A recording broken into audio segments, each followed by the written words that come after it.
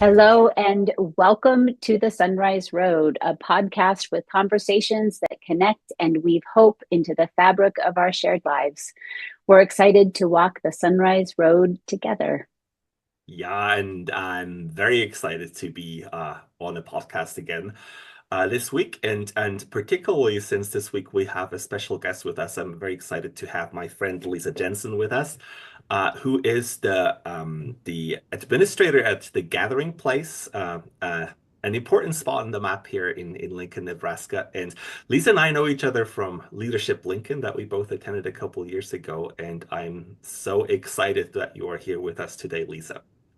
Oh, thank you so much for the invitation. It's an honor to be with you and the good work that Eastridge Presbyterian does in our community as well.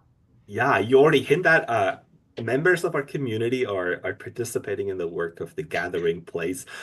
For the listeners who are not familiar, there may be a few, with the Gathering Place. Can you give us a little glimpse on what the work is of the Gathering Place and what you're doing? Absolutely. So the Gathering Place is one of many programs within Community Action. Um, Community Action has 4 different focus areas. I'll just quickly touch on those. Early childhood education, financial and family well-being, homelessness prevention, and hunger relief and healthy food access. So the Gathering Place is part of that programming for the healthy food access and hunger relief. We are a soup kitchen or free meal program located at 1448 E Street. The capital of Nebraska is 3 blocks north of here. We're just south of the capital. And we're in a neighborhood that is higher density. There are a lot of people living in this beautiful neighborhood. Many of them are apartment dwellers, some are homeowners, but we're here to make sure that any of the folks in our community, especially in this neighborhood, have access to a free, healthy, hot, nutritious meal. And we do that by serving free meals 7 days a week from 5 p.m. to 6 p.m. And we have a very small staff that makes the meals here in this beautiful home that we work out of. And it's really wonderful because that small staff then works with a larger group of volunteers. Some of the volunteers from Eastridge they're part of our programming, and it turns out every night so seamlessly that people show up and share their gratitude for the basic gift of food. I think you said something yesterday in your sermon. It's just that easy, and yet it's so hard. And the hard part is that we have to make sure we're sustainable and that we have the support we need. It's not as hard as it would seem, but it's something we work on to address every single day to make sure we're helping those in our community that need it the most. That's wonderful. I know that the Gathering Place is a place where several of our members of our community volunteer, and they are passionate about volunteering. In fact, those who volunteer at the pantry, they kind of adopt that as their mission, and whenever their new dates open up, they sign up for half a year ahead because that's they're so passionate about that. Can you share a little bit about your guests? Who are the people at your table? Yeah. Yeah, there are so many of them. I will just share one piece of information. We served over 55,000 meals last year. Some people walked away with multiple meals if we had an abundance, but that is a lot of food going to a lot of people. And so the people, they're wonderful. They're from age newborn to 91 that I know of, and everything in between. Many of them are people that have lived in this neighborhood their whole life, that have lived in Nebraska their whole life, or they're new to our country or new to our city. So we're seeing people from Nebraska, but also from around the world. And we hear different languages spoken. We hear stories of, oh, when I was 5, I was down the street at the old grocery store in this neighborhood that doesn't exist anymore. Many of the guests that we're serving do work. I think when people make assumptions about who's going to a soup kitchen, they assume that it is the worst off, that it is people that are experiencing homelessness or are really, really just struggling. But what is really wonderful is that there's a little bit of everything. Folks often have full-time jobs, and it's just not covering all the bills. They may have multiple part-time jobs or 1 or 2 gig jobs where it's just seasonal. So a lot of people are working more than people would make the assumption. We've also got folks that may have Social Security benefits. They might have a physical or mental health disability. So coming to dinner might help stretch their financial situation. We've also got families. We've got families that it just is really nice to offload some of the burden of cooking or the financial burden. But also not everybody comes because of the financial piece. There are some people that come really to get that social benefit, that connectedness, that community. Our guest, one of them that is just a delight. She is 91 years old, lives nearby, walks over when the weather is good. She plays the piano and socializes with her peers. Honestly, that social joy and connectedness probably is the reason she's coming. Somebody on her 91st birthday, somebody said, well, the reason she's so healthy is she walks, so exercise.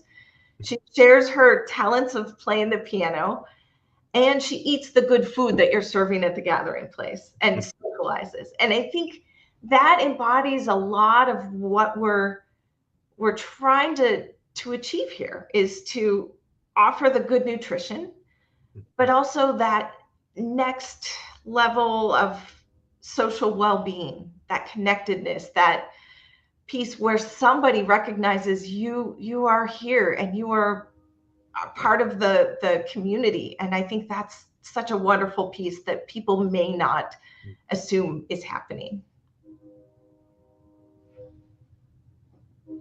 That's awesome. One question I had, you just threw out that one number, 55,000 meals last year, and I'm not that good at math, but that means well over 100 meals a day. How do you accommodate so many people in a home, in an old home, is what I understand, right? Sure. And it averages out, we're open 7 days a week, but we close for some holidays. Our average is somewhere closer between 150 some nights. Our biggest night was 275 people. We gave 1 meal per person that night. And that's a great question. How do we accommodate that many people coming through? It was a learning opportunity from COVID. Previously, we would have everybody come in and eat inside or on the porch. And the numbers made that work in this beautiful home. They could sit down, have a dinner. COVID, our numbers increased and the concerns for health increased naturally. So we served all of our meals in to-go boxes out the front door. And I can't even tell you how much gratitude we got at that COVID experience, that we didn't shut down, that we didn't take the need for granted, that we kept having the nutritious meal available to people. So it took a while, but in November of, was it 2022, we moved back inside. But we realized we were serving far more people in that grab and go COVID method, that there's no way we could have them line up for dinner inside. It just wouldn't work. So we kept packing these to go eco-friendly boxes. And we said, let's give everybody the choice to eat inside the home, on the porch, or get it to go and eat somewhere else. And I think that offered a piece of dignity for so many people that may not have joined us previously. They might have thought, oh, that's not for me. I don't want to sit down inside. That gives me too much anxiety, or that's just not my cup of tea. That's not for me. By doing the question at the door, the only question we ask is, hi, how are you? Maybe. Or would you like to dine inside or get a to-go meal? And so it gives people choice. And the people that join us inside, they love it. They're comfortable. They get their meals right away. The people that get it to go, it gives them opportunity to get home, to do whatever they need to do at home, to get to work, to catch the bus. Things that we may have missed before. Not saying that, we just didn't know, but we realized in that other method, we couldn't serve everyone. Now we can serve a lot more people. And they said, yes, we'll take the meals. And so it's almost 12,000 more meals than 1 year ago, which it tells me we're doing something right. We're giving people a meal in a format that says we value you, or we value your experience. I don't know, or they like our food, our home cooking. Whatever reason people come to us, we're glad they do. The fact that we're seeing more numbers, it says that our community is struggling a little bit more than we were before. We're happy that people are connecting with us. I would honestly be glad if someday I did not have a job, for the reason that we have solved the hunger issue.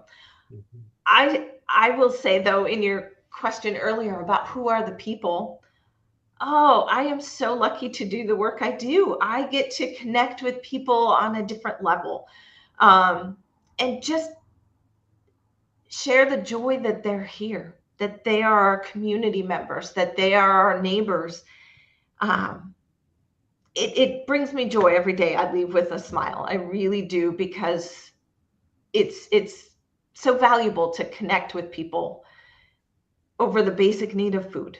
Food brings people in a comfortable way, and I value that I get to do that, and I am honored that people share some stories with me. Thank you so much, Lisa. I was going to interrupt at one point and ask a question, and then you answered it. You answered it so beautifully.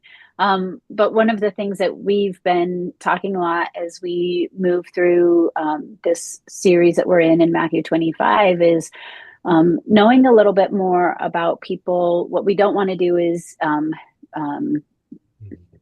we don't want to serve somebody thinking that we don't need that too.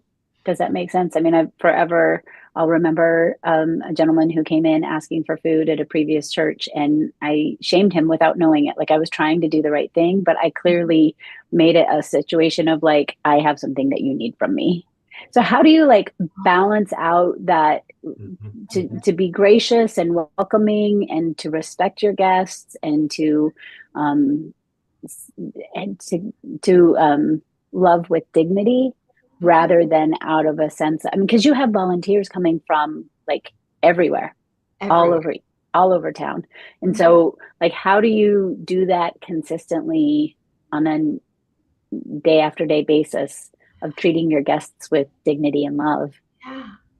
Oh, that's a fabulous question. I think a lot of it is really listening to the people we're serving, not making assumptions that we know anything about them or what's best for them, but taking time to listen to what they have to say often goes a long way. One of our guests, I think about this years ago, said, "You're the first person that has been kind to me today." And that really just made me think like, okay, why are people not being nice to you? or kind to you. Just the fellow community decency, that bothered me quite a bit, that wherever they traveled previous to getting to us, people were unkind to them. And so I think listening to the people we're serving, also allowing them to share with us what they can contribute. Oh, is Toot here? Hi, Toot. That's our friend. Oh, I'm so glad you're here. Anyway, I got distracted because we have good folks amongst us. But back to Melody's question, how do you make sure that people are valued and the dignity? One of our guests lives nearby and has asked us for years to volunteer somehow at Community Action. And it was hard to really get him placed just right. How does this work? And then he just started helping us during COVID by putting out the trash can every day. It gave him purpose, and he continues to do this every single day that we are open. He shows up, he sits on the bench, converses with his peers, builds community, and then helps us do what's in his capacity every single day. And it's so neat to share with people that he too is our volunteer. That works for him. But I think making sure we're not making any assumptions about the people that we're serving goes a long way. And I share that because I hear people say, well, I see folks coming to dinner in very nice cars. Or I saw a person experiencing homelessness with an iPad and they were charging it outside downtown. And I thought, okay, that should raise some red flags. If they're charging it outside downtown and they look a little weathered, it's probably because they don't have a shelter to do that. But it's not for us to assume that we know what happened to them yesterday. And this is kind of what I was hinting at in the service yesterday, and I didn't as eloquently say it as I wanted to, but we never know where a person is in their story. So they may have the nice car, they may have the nice handbag, the designer apparel, the technology that says, ooh, that person has some money. And yet that could be from weeks ago when I hate to share this, when they've left a bad situation. Maybe they've left an abusive situation that is no longer in their best interest, and they took anything they could out of that situation. And now they're in the place that you see them asking for help. That's not the first thing people think of when they see, ooh, that person's got some Gucci or an iPad. I mean, it just doesn't make sense to us because that's not our narrative. Our narrative is the person experiencing homelessness or needing help. They have done things that are poor or made poor choices, maybe. Mm-hmm. Mm-hmm. So we're here to help them. That's not necessarily what's going on. It could be any number of situations. So I encourage anyone who is a helper that wants to be helpful to, and it's hard. I get that. It is really, really hard to not jump to our judgment mind because we are humans and we do that. I myself do that. But sometimes if we can allow ourselves to slow down a little bit, to listen to a person, and to not jump to the assumption first, I think that is so helpful in trying to be a helper. I really do.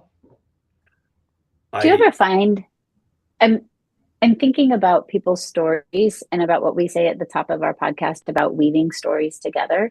Mm-hmm. And I'm wondering, in the scenarios that you just gave, like, do you ever find that part of your work is helping people to weave their stories together?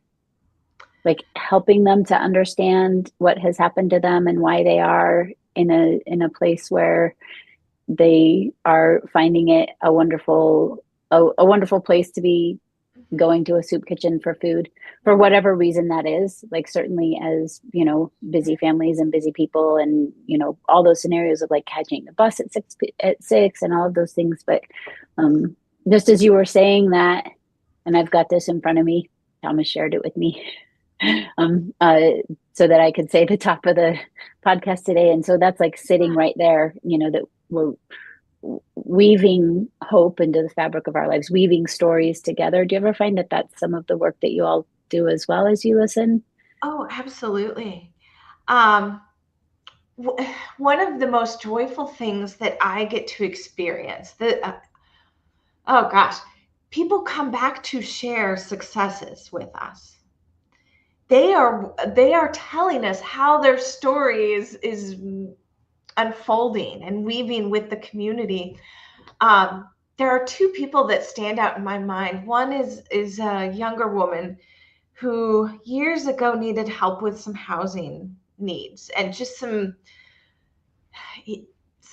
struggles. And it wasn't something that, the hard part is we can't solve all the problems here. We can address hunger and connect people to resources. So this is where the weaving starts happening, is connecting people to resources. And she was just young enough that I could see this just was hard for her to independently want to walk down to the nonprofit known as Centerpoint. It was at 13th and E at that time. It's now moved. But I thought, okay, I really think if I walk down the street with her in the door, if she chooses to go from there, this might be one of the most helpful resources to her at this time.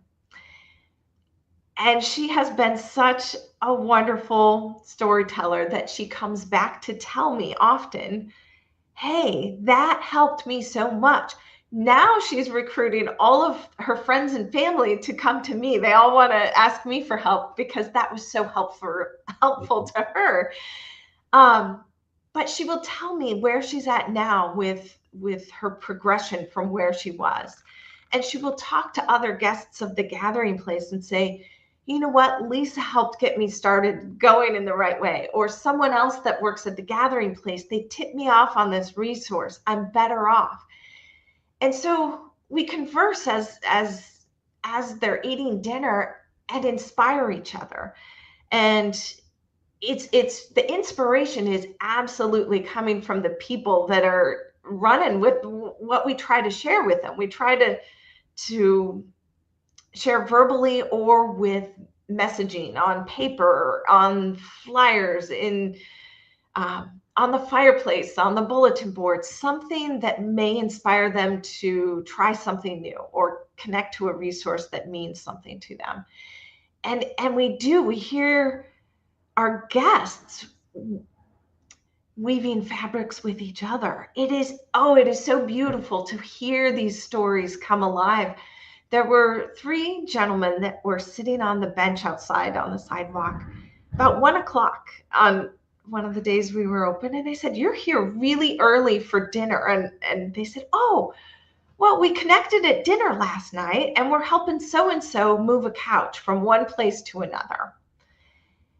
And I just see that happening and things unfolding because people are building their community while they're eating dinner. And sometimes we get to be a part of it. Sometimes they are the ones that help each other or help us inspire. I don't know all the things or all the resources. I make sure that I'm always asking, what do you know? What can you contribute?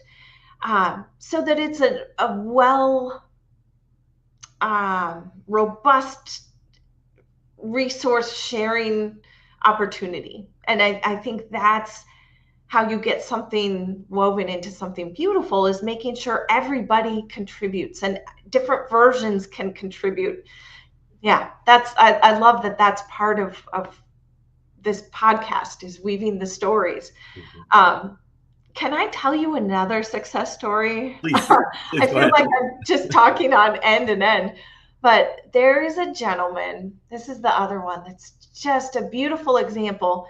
And yesterday I referenced there are some folks that have some really hard times, and that we have to acknowledge that. Not everything, I think Thomas, you referenced this too. Not everything is happy all the time, because here's what we do. Sometimes life is very hard for the people we're working with, and that's okay to acknowledge that. It's also worth sharing the successes that come out of the work that we're doing together with our guests. And one gentleman who's an immigrant, and I won't share too many details. I don't want to identify where he's from or too much about him, because he hasn't officially signed off and said, you can share my story. But immigrant who showed up to dinner and would eat in our room that's like the little library room, and would look out the window, and he was enjoyable to converse with, talked about the languages he spoke. And then one day, it was about this time of year, maybe November, first week in November or such, he said, I'm in need of a coat. I'm new here and I don't have a winter coat. We had one in stock that day, and I said, does this fit you? It fit perfectly. And so then he just was a happy guy, doing his language classes, coming to dinner, making friends. It was really neat to see. And then he shared with me, okay, I don't have enough funding to keep my apartment. That has run out. I'm moving to the Mission. He moved to the Mission. He would come back and share how that was going, give us some updates. And he would say, it's really hard there. I'm so thankful for what they do and what they've given me. I have shelter. I'm learning slang. I'm learning differently than I would in the proper English class. So he took it as an opportunity for growth. And then several months later, he came back and said, guess what? I got my work permit. I'm going to find a job. And of course, a few weeks later, he found a job, came back and told us. And then a few months later, he came back to say, it was quite a bit later, he came back to say, I've moved into the neighborhood again. I saved some money. And I'm nearby. And it all started here at the gathering place, me asking for that coat. It gave me some hope that there's some good out there. Well, recently, this just gets better and better every time he comes back. He informed me, and he was shaking a little bit when he came to dinner. He said, I am buying my first home so I can bring my family to America to be in my home together. I have no idea what his life was like before. I've got some glimpses. He's a very smart man, and just has this joy to bring with us. And he shared that this was all very, very hard, but because there were people here that he connected with, he felt like he had a community. And that he said he's never getting rid of that winter coat, because it was his inspiration of, okay, people really do care, and I'm going to be okay. And he's a homeowner now. It's incredible. Not every story comes out that successful, but we hope that by people coming to join us, they are better off than they were before. And we assume that that's the case. We hear a lot of good as well, if people are willing to share that. Thank you so much, Lisa. This is so inspiring. I love this story. A real bread story, right? One that feeds us as well. One last question, Lisa. What would you like to share with our listeners? How can we support your work? What are ways to be supportive of the Gathering Place? What would you want us to know? Yeah. Oh gosh. Well, I think the other aspect of our guests, I want you to know that the people that come to dinner are talented, they are smart, they are funny. They are our neighbors and our friends. So please remember that when you're interacting with a person you may encounter that you don't know what's going on. That, I know I emphasized that before, but it's a joy to get to know people. And uh, if you are part of Eastridge Presbyterian, get on that volunteer list. I know it is hard because your volunteers are so amazing and they don't give up their time slots.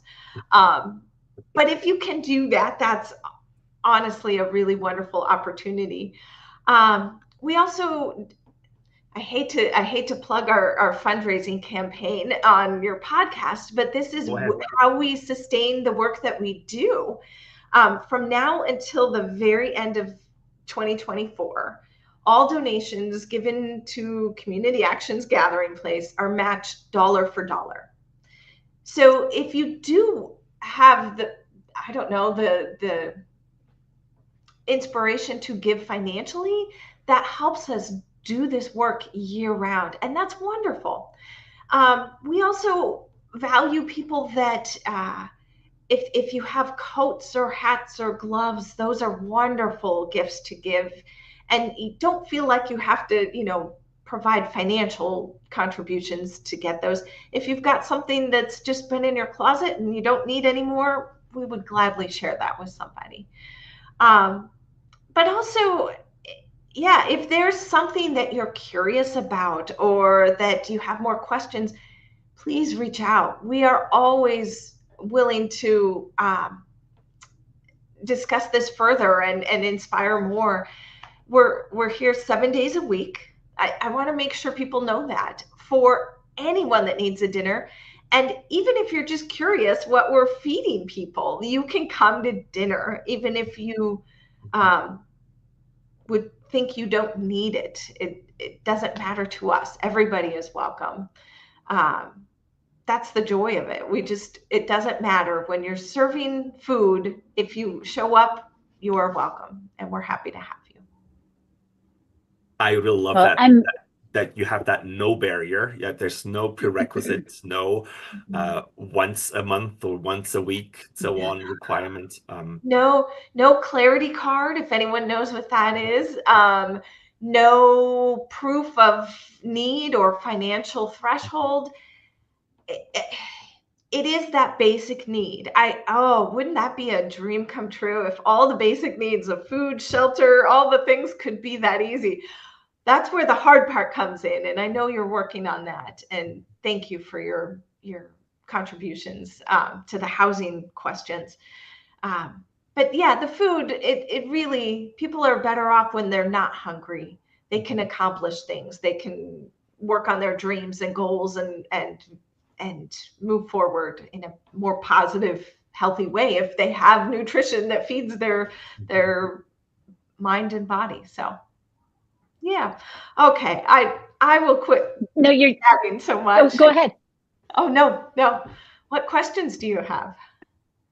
I just wanted to say that and let people know that this is actually my first time meeting Lisa, and that's you've been friends with Thomas for a while, but I just feel I'm very thankful for the connection that we have, and I feel like we're new old friends.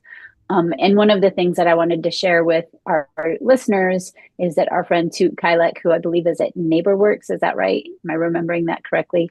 And he says food brings people together, and has a heart emoji with it. And I feel like for us, that's very much a part of our faith and a part of what we believe, is that food does bring people together, and that there is something holy that happens when we share food together.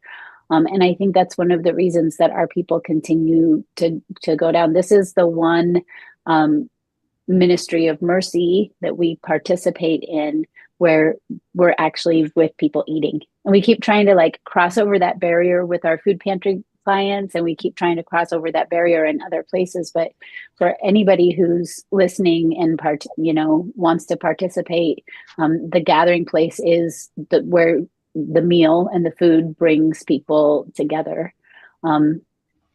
Vince asks, are there small businesses? Are there ways that small businesses can partner together with the gathering place? Which might be a question of like, how do you get the food? How do you create a menu? What if somebody has a special talent? Like, you know, a while ago, one of our people thought it would be a great idea to have Kona Ice, and so Kona Ice was like, what, like how can small businesses and the community participate in the gathering place to partner together? That was such a beautiful observation that one of your parishioners saw that, hey, this would be an opportunity to bring Kona Ice to share with the gathering place guests, and they were so thankful for that. As far as small businesses, please, anyone reach out to me. There are many ways people can partner with us. The volunteer schedule is pretty packed, but there might be an opportunity if someone really does want to get on the volunteer schedule. You just have to connect with us and we'll see what's open. That is the best problem in the world to have, that we have so many dedicated volunteers that there aren't any openings typically. But that's always an option. Secondly, we see a lot of small businesses or nearby corporations that will have like a meal that is served for their workplace and they'll have leftovers. Leadership Lincoln is actually giving us their leftovers on days that they have an abundance of food. So if it's still worth serving, it's not pick through, but you know, good quality food. We're happy to be on the receiving end to stretch our capacity for what we're serving. Most of our food is sourced from the Food Bank of Lincoln. They make that accessible to us at a lower cost than what a grocery store would, or food provider.